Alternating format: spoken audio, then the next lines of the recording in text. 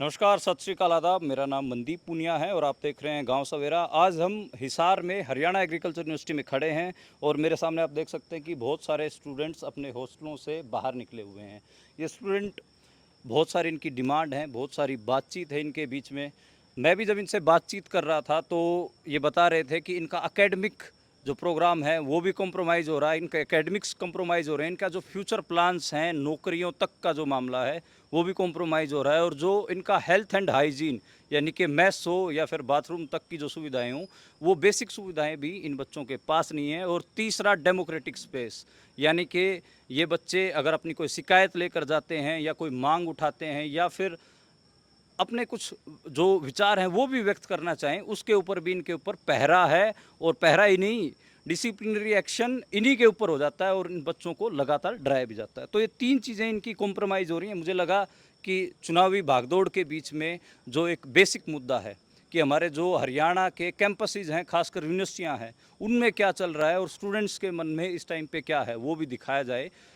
Politics अलग तरीके से होती रहेगी, हमारे जैसे पत्रकार भागते रहेंगे जो कैंडिडेट्स हैं बाहर, लेकिन इन स्टूडेंट्स के पास भी आना ज़रूरी है, क्योंकि असली जो भविष्य है हरियाणा का वो यही है। सर, ये तीन चीज़ों से मेरी आपने बातचीत सुन ली होगी, तीन चीज़ों को मैं कह रहा हूँ। तो सबसे पहले तो मेरा यही कि एकेडमिक्स आपका कैसे प्रभावित हो रहा है? सबसे पहले मेरी नमस्कार। एकेडमिक्स की बात करते हैं तो सबसे पहले मैं, मेरे साथ जितने साथी हैं, इनका एक बार कैमरे में सबका चेहरा दिखाना चाहूँगा। ये केवल प्रशासन से दुखित पीड़ित नहीं है, ये प्रशासन से शोषित हैं। हमारी किसी भी डिमांड को ना तो सुना जाता है, ना उस पर गौर किया जाता है, और ऊपर से हमको दबाया जाता है। तो बाद में हम किसी दूसरे चर्चा की बात करते हैं। हमारे जो ह्यूमन राइट्स हैं, हमारे बोलने के जो तरीके हैं, हमारे सब बोलने की जो इच्छा है, वो सब कुछ को दबाया गया है। तो आपको मतलब बोलने भी नहीं दिया जाता? क्या बिल्कुल एक्शन जी। होता, क्या एक्शन होता है जी? अगर कोई बोलता है तो उसके खिलाफ सीडीसी लग जाती है। उसको आइडेंटिफाई करते हैं। कोई भी अगर हम एजिटेशन करते हैं, स्ट्राइक करते हैं, उसमें फेस आइडेंटिफाई होते हैं। उस फेस आइडेंटिफाई होके फिर सेलेक्टिव एक्शन होता है। तो उनके बच्चों को फिर हरास करना शुरू हो जाता है। जी, वो तो क्या वो डिसिप्लिनरी कमेटियाँ वगैरह बनाना और उनके डिग्री रोक लेना, ऐसा ये सब? डिग्री रोकने तक तो बात नहीं आती है, पर डिले संभव हो जाता है। पर कहीं ना कहीं वो मेंटली जो डिस्टरबेंस आती है स्टूडेंट को उस डिसिप्लिनरी को फेस करते हुए, वो भी तो कहीं ना कहीं वायलेशन है ह्यूमन राइट्स का।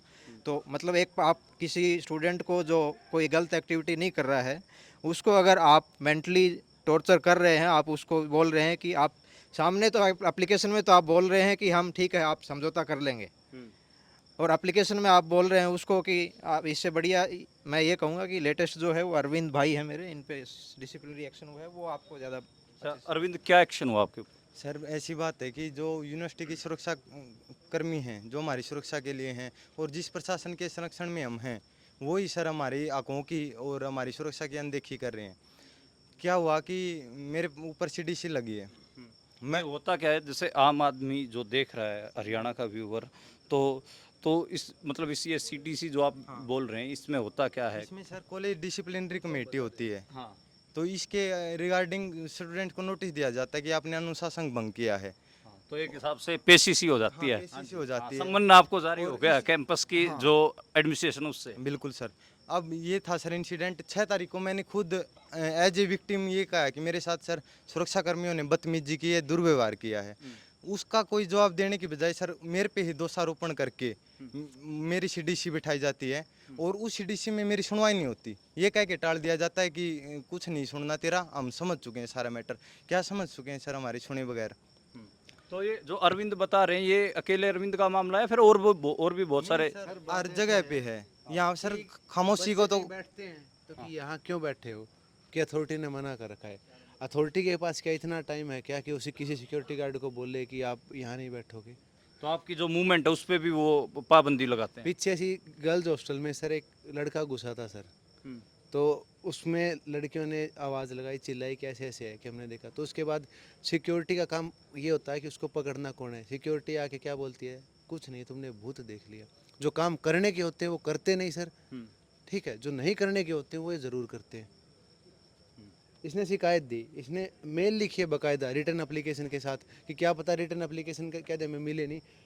कोई विक्टिम होगा वो ये कभी नहीं कहेगा कि जो वीडियो ग्राफी है, सीसीटीवी है, वो संभाल के रखा जाए। कल को अगर मेरे खिलाफ कोई एक्शन होता है तो मैं दोबारा रीअपील करूं तो वो वीडियो सामने आ जाए कि कहाँ मैंने बदतमीजी करी है, किसी और ने करी है। और ये वीडियो दोनों जगह जो चीफ सिक्योरिटी ऑफिसर और रजिस्ट्रार को मेल की हुई है इसने।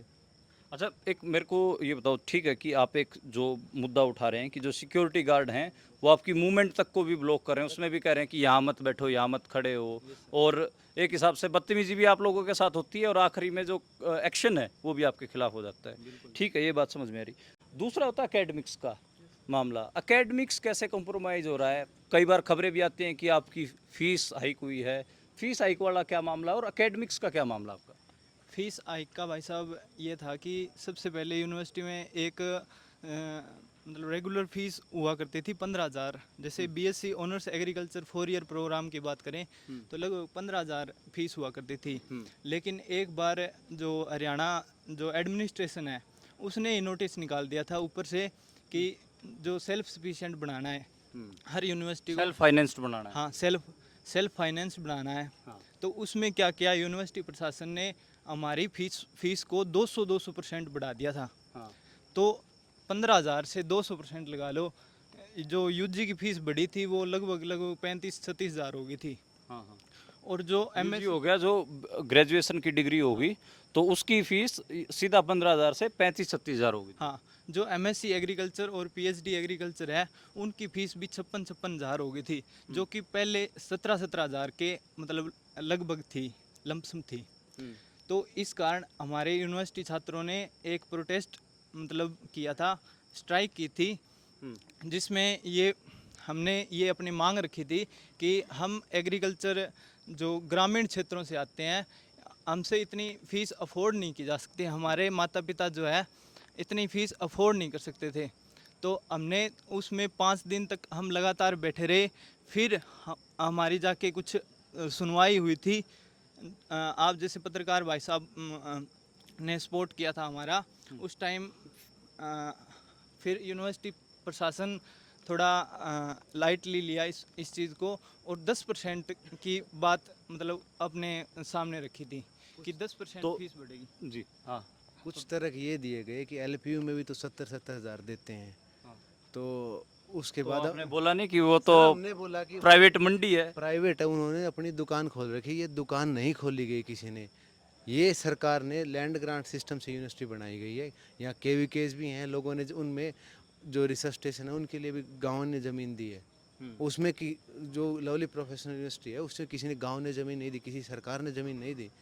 पब्लिक हरियाणा एग्रेरियन स्टेट है, single agriculture university, state agriculture university है। आपका काम यूनिवर्सिटी के 3 मोटो, एग्रीकल्चर, रिसर्च और एक्सटेंशन, एजुकेशन, रिसर्च और एक्सटेंशन। आप एक्सटेंशन टीचर्स को करनी है, एजुकेशन आप देने के लिए आप अनअफोर्डेबल कर रहे हो। जो एवरेज इनकम है वो जो हमारे फार्मर की वो अफोर्ड ही नहीं कर पाएगा, फिर उस चीज़ का क्या फ़ायदा, किसको दोगे आप? जो फार्मर के बच्चे यूनिवर्सिटी एग्रीकल्चर फार्मर्स के लिए काम कर रहे हो, उनके बच्चे यहाँ अफोर्ड नहीं कर पाएंगे। आप दो करने को तो 5 लाख रुपए कर दो, लोग एमबीबीएस करते भी हैं, तो फिर बात कोई मतलब नहीं रह जाता ना उस चीज़ का। बच्चों ने प्रोटेस्ट किया, बाद में भी होना तो ये चाहिए था, रिवर्ट बैक होनी चाहिए 100%। लेकिन हमारी कमी कह लो, क्या प्रशासन की हठधर्मिता कह लो, कि वो 10% से अड़े रहे कि हम 10 साल करेंगे। बच्चों को किसी बात का डर था या किस चीज़ से कि हमें 10% पे मानना पड़ा उस चीज़ को। उसके बाद अगले उस बात पे भी नहीं रहे, अगली बार 10% की बजाय इन्होंने 16% बढ़ाई। उस बीच में कुछ बच्चों पे एक्शन भी हुए अकेडमिकली, या कुछ कह लो जो सिक्योरिटी वाले के एक्शन बताए थे, ऐसे डर के हमारे बच्चों ने बोला नहीं, जैसे कि और दूसरा तो वो फीस भरी भी है लोगों ने। लेकिन अब जब बिल्कुल सर के पानी ऊपर जा लिया, पीछे से एक हमारे हॉस्टल में एक सर्कुलर आया था कि वर्बल, रिटर्न भी नहीं, कि आप भाई साहब अगर आपको कोई पूछे कि आपको क्या खाना खाते हो तो आप अपनी पसंद से खाओगे ना। मैं आपको ये कहूँ कि आप चाहे कुछ भी खाते हो, सी फूड खाते हो, वेज खाते हो, नॉन वेज खाते हो, मैं आपको कहूँ आप ये खाना खा, तो आपकी चॉइस कुछ भी, मेरे कहने से थोड़ी खाओगे आप। जब से हॉस्टल बनाए तब से कोऑपरेटिव मैस है, बच्चे डिसाइड करते हैं, सभी स्टेट के सभी धर्मों के बच्चे रहते हैं इसमें, किसी को कोई आपत्ति नहीं है। अगर सबकी जो सैंक्टिटी है अपनी है उसका ख्याल रखा जाता है, साथ बैठ के खाते, किसी को सबका ध्यान रखा जाता है। लेकिन एक यक्स पर्सन की तरह आता है कि ऑर्डर आता है वर्बली, आज से तुम्हारी मैस में नॉन वेज नहीं बनेगा। तो नॉन वेज खाना जो चाह रहे होंगे उनको नॉन वेज बंद कर दिया गया एकदम से आया। हाँ एकदम से कोई कि रीज़न पूछा कि आरटीआई, ना हमने आरटीआई देखी हो ना कुछ और हमारी हॉस्टल की मीटिंग हुई, मैस प्रेसिडेंट है, उन्होंने बोला कि सर बच्चे ये इश्यू उठा रहे हैं, तो कहता मेरा दिमाग ख़राब कर दिया तुम लोगों ने ये बात करके, मैं इसके अलावा कोई और टॉपिक का तो बात करो। लेकिन मैं ये पूछना चाहता हूँ, सबसे नया कॉलेज हमारी यूनिवर्सिटी का कॉलेज ऑफ फिशरीज साइंस है, मछलियाँ क्या वेजिटेरियन होती हैं, उगा के क्या पेड़ों पे लगती है मछलियाँ? मछली इनलैंड फिशरीज के लिए जितने भी वो इंस्टीट्यूट है बंद कर दो फिर। दूसरा, हमारी सिस्टर यूनिवर्सिटी 2008 में जो लुआस है हम ही से निकली है, पहले एग्रीकल्चर यूनिवर्सिटी और LUVAS Lala Lajpat Rai university of veterinary and animal science एक थी। उन्होंने क्या काम कर रखा है, वो आप यहाँ से एक नंबर गेट से आए होंगे, इस राइट टर्न लिया है आपने, यहाँ से आप सीधे चले जाओगे, वहाँ से आगे जाके आपको वो एग पब्लिकली टीचर्स को और बाकी सबको जो उसको एग सेल करते हैं, चिकन सेल करते हैं, वो इवन टर्की भी सेल करते हैं। तो या तो फिर आप वही बंद करवा दो, क्योंकि क्यों क्यों यूनिवर्सिटी लाइफ पूरा एक डिपार्टमेंट है life stock and poultry management, तो या तो फिर आप लाइफ स्टॉक मैनेजमेंट ही कर दो, पोल्ट्री काट दो उस चीज़ में। तो ये तो मतलब एक ऐसा मामला है कि मेरे को ध्यान आ रहा है कि जीभ और जबान दोनों पे पैरा है सर। अच्छा जीभ और जबान पे दोनों पैरा। मैं इसका थोड़ा सा जो आप नॉन वेज और वेज वाला डिबेट कह रहे हो, हालांकि मैं खाता नहीं हूँ सर, लेकिन कोई ये कहेगा कि तुम क्यों नहीं खाओगे, तो वो गलत है ना सर, कि ये नहीं अच्छा, आप खाओगे। खाते नहीं हो फिर भी आप नॉन वेज वालों के लिए डिमांड उठा रहे हो। मैं नॉन वेज के लिए नहीं कह रहा हूँ सर, मैं ये कह रहा हूँ कि तू ये खाएगा तू ये खाएगा, ये गलत चीज़ है ना sir. Food is personal choice. कपड़े में क्या पहनो मेरी पर्सनल चॉइस है, जो पर्सनल स्पेस पे आप, हमारा घर है, ये मैस है, हम अपने घर में आराम से रह रहे हैं, कोई आके ये बोलेगा कि तुम्हारे मैस में क्या बन रहा है, क्यों बन रहा है, तो गलत है ना सर। तो ये मध्य प्रदेश में जब मिड डे मील में एग परोसा जाता था, अंडा, वो भी अंडे में हम सबको पता है प्रोटीन होता है, बच्चों को जो कुपोषण का शिकार भी है मध्य प्रदेश में, खासकर बुंदेलखंड का रीजन हो गया, आदिवासी बच्चे हो गए, तो उस समय भी मध्य प्रदेश की सरकार ने अंडा मिड डे मील से सबसे पहले बंद किया। और नमक रोटी के कांड भी आपने देखे होंगे। कहा क्या कि ये तो नॉन वेज है, अंडा नॉन वेज बना दिया गया, जबकि खुद भारत सरकार की एग कॉरपोरेशन भी है और उसमें उन्होंने जो दारा सिंह थे उनसे ऐड भी करवाई, संडे हो या मंडे रोज़ खाओ अंडे, लेकिन मध्य प्रदेश में बंद कर दिया गया। यही यहाँ पर भी हुआ। हम सबको पता है कि अलग अलग तरह के लोग आते हैं, आदिवासी लोग हो गए, या फिर मान लो कि कोई कोस्टल रीजन से आ जाए, कर्नाटक के जो सी वाला रीजन है वहाँ से आ जाए, अगर वो यहाँ पे मछली खाना चाहे तो उसको मिलेगा नहीं, बंगाल से आ जाए। तो एक हिसाब से कहीं ना कहीं जो खाने वाली जो डिबेट है उस पर मैं इन बच्चों से सहमत हूँ कि वेज जो कोई वेज खाएगा कोई नॉन वेज खाएगा, आप उसकी थाली में झांक नहीं सकते और उसके पोषण के साथ आप खिलवाड़ नहीं कर सकते। सर यहाँ सारे चपाती खाने वाले हैं सर, जिस नेटिव स्टेट के ज़्यादा बच्चे हरियाणा के सर, लेकिन इस मैच में दोनों टाइम चावल बनते हैं, क्योंकि साउथ के भी बच्चे हैं, अदर स्टेट के भी जो खाते हैं, तो इस बात तक का ख्याल रखा था, बच्चे आपस में रखते हैं, किसी को कोई ऑब्जेक्शन नहीं है, लेकिन बात ये है ना कि आप पैरा रखो कि ये नहीं खाना। और तो ये खाने का हुआ डिबेट। दूसरा, आपके वॉशरूम्स की भी बहुत ऐसे वीडियो भी मैं देखता हूँ सोशल मीडिया पे, बच्चे डाल देते हैं, वॉशरूम भी ब्लॉक हो रखे होते हैं आपके। सर अगर आपका मन नहीं खराब करना तो हम दिखा सकते हैं सर, मन खराब करना है तो चलो सर।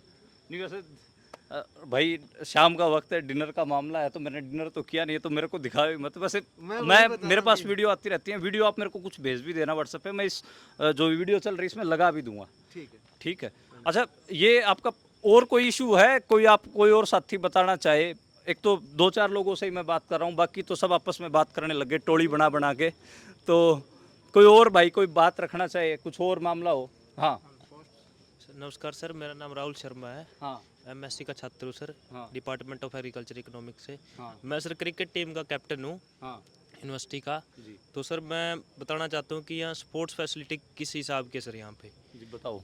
यहाँ पे ग्राउंड हर चीज़ के है सर, लेकिन मेंटेनेंस के लिए कोई कितने स्पोर्ट्स, 8-10 स्पोर्ट्स के ग्राउंड है सर यहाँ पे। सिर्फ 2 ग्राउंड्समैन हैं और वो भी कभी ग्राउंड पे नहीं होते। बच्चे खुद से चला रहे हैं सारे ग्राउंडों को। बच्चे सर घास लग काट रहे हैं, ग्राउंड की घास काट रहे हैं, उठा रहे हैं सर। हालात ऐसे हैं, पिच बनाने के लिए जो रोलर है ना, इलेक्ट्रिक रोलर होता है, उसकी तार जड़ी हुई है, उसको बच्चे यूज़ कर रहे हैं, करंट लगने का खतरा है, और मतलब ऐसी हालात है सर। तो मतलब आपके जो जो ये हैं भाई हरियाणा एग्रीकल्चर यूनिवर्सिटी के क्रिकेट के कैप्टन है और कैप्टन साहब बता रहे हैं कि इनको घास खुद काटनी पड़ती है और खुद ही उठानी पड़ती है। मेंटेन बच्चे कर रहे हैं ग्राउंड, कोई ऐसा इनको कोई विशेष सुविधा और ऐसा कुछ नहीं है। कुछ नहीं, बच्चों का जुनून है सर, जो गेम चल रही है यहाँ पे। नहीं, प्रशासन का कोई रोल नहीं है जी, बिल्कुल भी। अरे एक दूसरा एक ये होता है कि ठीक है कि आप लोगों की पढ़ाई हो रही है, पहले एचएयू का बड़ा नाम था कि एचएयू से जो स्टूडेंट पढ़ के निकलता था, प्लेसमेंट से लेकर और चार चीज़ें, उससे आगे का जो प्रोसेस है नौकरियां लगने वाला, या फिर आप यहाँ से पढ़ के जाओगे तो कहीं अच्छी जगह प्लेस होगे, उसका क्या हाल है, वो क्या स्थिति में? जी, मैं कहना चाहूँगा अभी पीछे एडीओ की वैकेंसियाँ 2010 में आई थी। हाँ। उसके बाद 2022 में आई थी।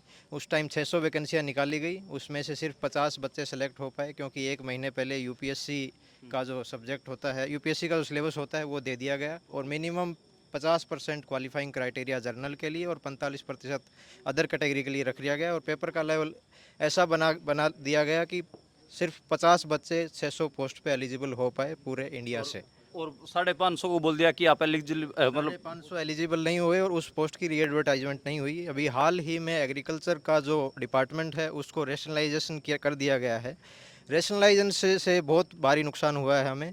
नुकसान ये हुआ है कि एडीओ की वैकेंसियाँ जो थी, विलेज लेवल पे एडीओ एग्रीकल्चर डेवलपमेंट ऑफिसर होता है, ताकि वो बहुत अच्छे तरीके से गांव की स्थिति समझ के और जो दिशा निर्देश हैं वो देश के, उसको सब डिवीज़न लेवल पे करके जो वैकेंसियाँ थी 1076 के आसपास, वो लगभग 574 के आसपास वैकेंसियाँ हो गई है हमारी, लगभग आधी एडीओ की।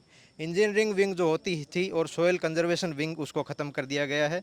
और जो soil conservation, ADO soil conservation की जो पोस्ट होती थी 146 के आसपास, वो पोस्टें ख़त्म हो गई हैं।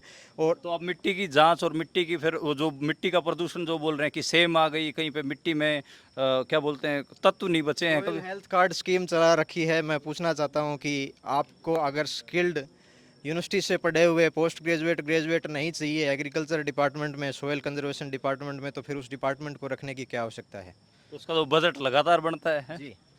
तो और रही बात एसडीओ की, SDO sub division agriculture officer होता है, उसकी भी 60 वैकेंसियाँ कम हो गई हैं, और यूनिवर्सिटी में टाइमली रिक्रूटमेंट्स नहीं होती हैं। जैसे ही इसको रिस्ट्रक्चर किया गया है, विलेज लेवल से इस सिस्टम को उठा के ब्लॉक लेवल पे और सब डिवीज़न लेवल पे ला दिया गया है, जिससे कि हमारी जो ब्लॉक एडीओ से ऊपर ब्लॉक एग्रीकल्चर ऑफिसर होता था, वो वैकेंसी ख़त्म हो गई है। टेक्निकल असिस्टेंट की पोस्ट होती है वो ख़त्म हो गई है, और डीडीए डिप्टी डायरेक्टर एग्रीकल्चर के पास पावर होती थी कि वो ब्लॉक लेवल पे आत्मा स्कीम के अंडर एटीएम बीटीएम लगा सकता था, वो पोस्टें भी ख़त्म हो गई हैं। अच्छा, तो आपने बहुत सारी पोस्टें गिनवा दी हैं। मैं सारे साथियों को कहूँगा कि मैं वीडियो को कंक्लूड कर रहा हूँ अब। हाँ कोकुलर एक्टिविटी का सर पॉइंट सर। हाँ, बताओ बताओ। सर हमारे 2016 के बाद से कोई यूथ फेस्टिवल नहीं हुआ है यहाँ पर। और सर जो आप ये देख रहे हो बच्चों में एजिटेशन है बोलने की, ये इस वजह से है क्योंकि सर लिटरेसी डिबेटिंग सोसाइटी होती थी यहाँ पर, हाँ। वो अब डेड हो चुकी है बिल्कुल। और जो हमारे डॉक्टर साहब ने बताया यहाँ पर जो प्लेसमेंट जैसी हैं, प्लेसमेंट सेल भी डेड की तरह ही काम कर रहा है। कोई अच्छी नौकरियाँ जो अच्छी प्लेसमेंट है वो नहीं लाई जा रही हैं बच्चों के हितों के लिए। तो 25,000 10,000 में बुला रहे हैं प्लेसमेंट के लिए, और उसमें भी अपने आप कर लेते हैं भाई किसको लेना है, पहले ही फ़ोन आ जाते हैं किसको लेना किसको नहीं लेना, और उसके हिसाब से जितना प्लेसमेंट करे बिल्कुल लो लेवल ही कर रहे हैं, ग्रुप डी हमारे लेवल सर के। एक डॉक्टर हैं अशोक नाम से, उन्होंने एक आरटीआई लगाई थी और उन्होंने कोर्ट में भी चैलेंज कर रखा है। वो उन्होंने ये किया था कि भाई जो एक्स सर्विस वो जो रिटायर हो जाते हैं उनको लगाते हैं सर, बच्चों को पढ़ाने के लिए थोड़े रुपये में लग जाते हैं 30-40 हज़ार में। इसकी बजाय ये होना चाहिए कि जो पीएचडी के स्टूडेंट है ना, गाइडलाइन है सर यूजीसी की भी आईसीआर की भी, उनको पढ़ाने का मौका दो और उनको सर पर आवर के हिसाब से पे करो, पे भी करो और एक्सपीरियंस भी दो, ताकि उनके आगे जीवन में काम आए। एजुकेशन में जो फीस हाइक है उस पर मैं कहना चाहूँगा, एडीसी हरियाणा का टाइम्स ऑफ इंडिया में बयान था कि फीस हाइक के लिए हरियाणा गवर्नमेंट ने किसी यूनिवर्सिटी को कोई गाइडलाइन नहीं दी है, बल्कि उसको सेल्फ सफिशिएंट बनाने के लिए यूनिवर्सिटी अपने लेवल पे पब्लिक प्राइवेट पार्टनरशिप करके डिफरेंट प्रोजेक्ट्स लेके आके उसको सेल्फ सफिशिएंट करके रेवेन्यू जनरेट करे, ना कि फीस हाइक करे। और मैं बताना चाहूँगा कि यूनिवर्सिटी चौधरी चरण सिंह हरियाणा कृषि विश्वविद्यालय का बजट 720 करोड़ रुपए है। उसमें से जो हमारी स्कॉलरशिप आती है एमएससी स्टूडेंट की 6,000, पीएचडी की 10,000, वो मात्र बजट का 1% हिस्सा है, और वो हमें टाइमली नहीं मिलती है। और फीस हाइक हर साल 10% हो रही है, क्या यह जायज़ है? और स्कॉलर कभी नहीं बढ़ती है। मैथ्स का बिल 2000 से 5000 हो गया है, लेकिन स्कॉलर जो है वो उतनी ही है अब तक। 10,000 पे अटक रही है PhD वालों की। यूनिवर्सिटी की जो पोस्टें हैं TA teaching assistant, senior technical assistant, STA, वो काफ़ी टाइम से नहीं आई हैं, रेगुलर भर्तियां नहीं हो रही हैं। तो हमारी यही डिमांड है अपकमिंग गवर्नमेंट से कि एक जॉब कैलेंडर जारी कर दिया जाए, जिससे हमें थोड़ा सा आइडिया रहे कि कौन सी वैकेंसी आने वाली हैं, और जो भी गैप आया हुआ है एग्रीकल्चर की भर्तियों में उसको जल्दी से जल्दी दूर किया जाए, ताकि टाइमली रिक्रूटमेंट हो सके। एक काफ़ी लंबा समय निकल जाता है एग्रीकल्चर सेक्टर की तरफ, किसी का भी ध्यान नहीं है इस क्षेत्र पे, तो इस पे ध्यान दिया जाए। अभी हम सस्पेंस में हैं, किसकी तैयारी करें, हमें पता ही नहीं अगला पेपर कब आएगा कब नहीं आएगा। तो हम सब ऐसे ही बैठे हैं, किसकी तैयारी करें किसकी ना करें। तो एक जॉब कैलेंडर तो ये तो मेरे को भी लगता है कि जो जॉब कैलेंडर तो होना चाहिए, जिसमें प्रॉपर ये पता चले कि कितनी रिक्रूटमेंट्स आने वाली हैं, कब उनके लिए भर्तियां होंगी, ताकि स्टूडेंट्स के दिमाग में कम से कम ये क्लैरिटी हो कि उनका जो फ्यूचर है, जहां पर उनको जाना है, उसके लिए कैसे तैयारी करें और कब उसके एग्ज़ाम होंगे। ये तो मैं सुझाव ये है कि एग्रीकल्चर को एज ए स्टेट सब्जेक्ट अगर इंट्रोड्यूस कर दिया जाए 11th-12th में, मेडिकल नॉन मेडिकल की जगह। हरियाणा एग्रीकल्चर कृषि प्रधान देश है, कृषि प्रधान राज्य है, तो अगर उसमें उसको एग्रीकल्चर को as a subject introduce schools में, स्कूल एजुकेशन में कर दिया जाए, ये तो बहुत बेहतर विकल्प होगा। जी। तो एक निवेदन है सर प्रशासन से मेरा, कि वो स्टूडेंट से संघर्ष की बजाय उनसे एक समन्वय स्थापित करे, उनकी समस्याओं का निदान करे और सुविधाएं प्रदान करे, ताकि वो विश्वविद्यालय का देश प्रदेश में नाम रोशन कर सके। अच्छा, मैं एक मोटा मोटा अब इसको कंक्लूड कर रहा हूँ, तो मैं अगर कुछ गलत बोलूँ तो वो बताना। अच्छा, जैसे मेरे सीनियर ने बताया कि यूनिवर्सिटी का बजट कितना है, जितना बजट आता है यूनिवर्सिटी के पास। हमारे यूनिवर्सिटी में एक क्लब होता है माउंटेनरिंग क्लब नाम से, जिसमें बच्चों को माउंटेनरिंग के लिए लेके जाया जाता है, उन्हें एक एडवेंचरस एक्सपीरियंस देने के लिए, डिफ़िकल्ट सिचुएशन में वो कैसे रहें उन्हें उस चीज़ की नॉलेज देने के लिए। बट पिछली बार जो टूर जाना था माउंटेनरिंग क्लब का, उसमें क्या हुआ, 10 से 12 दिन बच्चों से प्रैक्टिस करवाई गई, और जब जाने का समय आया तो बोल दिया गया यूनिवर्सिटी के पास फंड्स नहीं है। अब इतना बजट आता है पर स्टूडेंट, यूनिवर्सिटी 5 या 6 हज़ार रुपये फंड्स नहीं दे सकती इन चीज़ों को आगे बढ़ाने के लिए। आप कह रहे हैं कि गलत है। तो आप कह रहे हैं कि जो फाइनेंशियल मैनेजमेंट है वो भी गड़बड़ाई हुई है। मैं आपकी बात, मोटा मोटा बात आपकी सब समझ गया हूँ। मैं एक बार इसको कंक्लूड कर रहा हूँ, तो आप लंबी हो जाएगी वीडियो, कोई देखेगा नहीं। और एक दूसरा, थोड़ा आप कॉम्प्लेक्स तरीके से बोल रहे हो, थोड़ा आसान भाषा में मैं खुद ही इसको कर रहा हूँ। हाँ, जो आवाज़ उठा रहे हैं सर बच्चे, इनकी एक कंसर्न ये भी है सर, इनको आशंका है कि ये जो चल रहा है विरोध, इसके चलते सर उनका कोई हानि ना करे प्रशासन, ये भी कंसर्न है सर स्टूडेंट्स में। तो ये तो आप लोग अगर एकजुट हो गए तो अपनी जो एक हिसाब से देखो, आप लोगों के हकों के लिए कोई बाहर का नहीं आएगा लड़ने, ये एक अपने गांठ बांध लो पल्ले। जीवन में जहाँ पे भी जाओगे, तो हालांकि मेरे को ज्ञान देना नहीं चाहिए, पत्रकार हूँ, पर फिर भी आप स्टूडेंट हो इसलिए मैं बोल रहा हूँ, खुद के हकों के लिए खुद ही लड़ना पड़ेगा। तो वो कोई आप सोचो कि क्रांतिकारी बाहर से आएंगे आपके हकों के लिए लड़ने के लिए, और कमरे में आप बालकनियों में बैठ के देखोगे और कोई आपके लिए बाहर लड़ेगा, ऐसा नहीं होगा। अपने लिए खुद ही लड़ना पड़ता है। तो उसमें आप अभी मेरे को लग रहा है कि एजिटेशन मोड में हो, तो अपना देखो कि कहाँ निपटता है। मैं सरल शब्दों में दो आपको बातें कहना चाहूँगा। जी बताओ। जब मेरा दाखिला यहाँ का 2015 का है, मेरे को यहाँ पे 10 साल हो गए। जब उस समय के जो यहाँ के तौर तरीके थे और जो आज तौर तरीके हैं, उसमें दिन और रात का फ़र्क है। दूसरी बात, ये विश्वविद्यालय है, इसका पूरे विश्व देश विदेश में नाम रहा है, खेल में, नेताओं में, हर चीज़ में इसका, रिसर्च में, हर चीज़ में इसका नाम रहा है। पर आज के टाइम पे जो एक नींव रखी जाती है वो बच्चों की होती है। बच्चों को डरा धमका के ऐसे बना दी जैसे गिदड़। और ये सरकार और ये प्रशासन क्या सोचता है, जैसे शेरों, उसके गिदड़ों के झुंड में से शेर निकाल लें, क्या ऐसा संभव है? मैं प्रशासन से पूछता हूँ।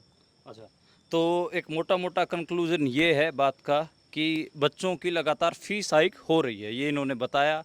एक बार 200% हुई, उसके बाद फिर कहा गया कि हर साल 10% होगी, लेकिन फिर अगले साल देखा तो 16% कर दिया गया। दूसरी बात ये कि जो इनको बेसिक चीज़ें मिलनी चाहिए, जिसमें मेस का, कैंटीन का, बाथरूम का, हॉस्टल का, सफाई का, उनमें भी दिक्कत आ रही है, उनमें भी इनको प्रॉब्लम है। यहाँ तक कि इनके खाने को लेकर कि वेज खाएगा या कोई नॉन वेज खाएगा, उसके ऊपर भी टिक्का टिप्पणी चल रही है। खेल का बताया कि ग्राउंड खुद ही ये बच्चे मेंटेन कर ले रहे हैं तो कर ले रहे हैं, बाकी सुविधाएं कोई नहीं। दूसरा जो और भी चीज़ें जिसमें एक सबसे ज़्यादा ज़रूरी चीज़ जो बात होती है खुली हवा में सांस लेना, इनके मूवमेंट तक पे भी पाबंदी। कुछ कर रहे हैं तो सिक्योरिटी गार्ड से टीका टिप्पणी, रोका जाना। अगर कोई ये इकट्ठा भी हो रहे हैं, जैसे अभी भी इकट्ठा हो रहे हैं, तो कुछ लोग इसकी फ़ोटो लेकर आगे जो एडमिनिस्ट्रेशन है उसको पहुंचाएंगे। तो एक हिसाब से इनकी मूवमेंट पे इकट्ठा होने के ऊपर इन सब चीज़ों के ऊपर नज़र रखी जा रही। अगर ये कोई आवाज़ उठाते हैं तो फिर इनके ऊपर जो कॉलेज का यूनिवर्सिटी का जो डिसिप्लिनरी एक्शन जो कमेटी होती है वो इनके ऊपर एक्शन लेती है, इनको नोटिस भेज देती है। ये एक किस्म का एक सम्मन जैसा होता है कि आपको जो कॉलेज और यूनिवर्सिटी की कचहरी में बुला लिया जाता है और आपको अलग अलग तरीके से डिसिप्लिनरी एक्शंस के बहाने से डराया जाता है। तीसरी बात ये कि इनका जो एकेडमिक है वो भी कॉम्प्रोमाइज़ हो रहा है। इसमें इन्होंने बताया कि बहुत सारी वैकेंसीज ही यूनिवर्सिटी में खाली हैं, और उससे अगली बात कि आपके पास जब डिग्री आ गई तो उसके लिए जो पोस्टें हैं वो भी बहुत साल से उनकी वैकेंसी आई ही नहीं है, बहुत सारी पोस्टें ख़त्म कर दी गई हैं। हरियाणा एग्रेरियन स्टेट है, स्टूडेंटों ने भी कहा, और हम सब, मैं खुद एग्रीकल्चर रिपोर्टिंग और रूरल क्राइसिस को कवर करता हूं, तो हम पता ही है। और कितने बड़े जो पेजेंट मूवमेंट हैं वो भी हरियाणा ने पिछले 5-6 साल में देखे हैं, और किसानों की समस्याएं भी हैं, लेकिन किसानों की समस्याओं को निदान करने के लिए जो जो पोस्टें थी, चाहे सोयल हेल्थ कार्ड वाला मामला हो, उसमें बता रहे थे कि जो सोयल कंजर्वेशन वाली जो पोस्टें थी वो भी ख़त्म कर दी गई हैं। तो एक हिसाब से आप स्टूडेंट को कैंपस तक ले आ रहे हैं, लाने के बाद महंगी शिक्षा दे रहे हैं, महंगी शिक्षा देने के बाद आप उनकी जो बेसिक एक हिसाब से सुविधाएं हैं उनमें कटौतियां कर रहे हैं, और अगर वो उनके खिलाफ आवाज़ उठाएं तो उनके जो डेमोक्रेटिक स्पेस होता है, उनकी बोलने की आज़ादी, उसका हनन कर रहे हैं। डिग्री ओखा सोखा होकर स्टूडेंट ने कर ली तो उनकी वैकेंसीज़ को भी चौपट कर दे रहे हैं। तो ये एक मोटा सा क्रक्स मैंने आपको इसलिए दिखाने की कोशिश की कि ये हरियाणा की यूनिवर्सिटियों का हाल है, और ख़ासकर एग्रेरियन स्टेट और एग्रेरियन स्टेट की इकलौती हरियाणा एग्रीकल्चर यूनिवर्सिटी का हाल है। तो शुक्रिया देखने के लिए। बाकी इन स्टूडेंट से मैं लगातार आगे भी बातचीत करता रहूँगा, और कोशिश करूँगा कि मैं कम से कम एग्रीकल्चर रिपोर्टिंग करता हूँ, रूरल क्राइसिस के ऊपर रिपोर्टिंग करता हूँ, तो इन स्टूडेंट्स के साथ भी मैं कनेक्ट में रहूँ, इनके साथ जो कुछ होगा वो भी मैं आप तक पहुँचाता रहूँगा।